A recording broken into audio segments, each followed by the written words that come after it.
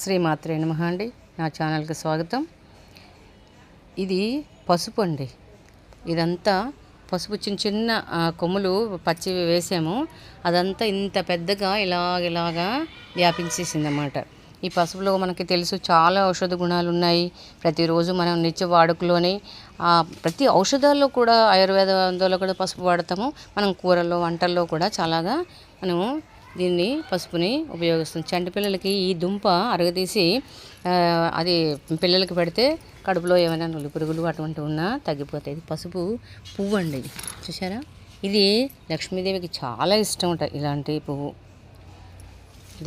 ఇదేంటే ఈ పసుపు అంతాను ఎల్లోగా అయిపోతే అప్పుడు దీన్ని మనము తవ్వితే ఇందులో పసుపు మాకు కిందటిసారి ఒక 5 కేజీల్లాగా అలా వచ్చిందన్నమాట పసుపు. దాన్ని ఎండబెట్టి మనము ఆడించుకోవచ్చు అన్నమాట. ఇదండి మా పెరట్లో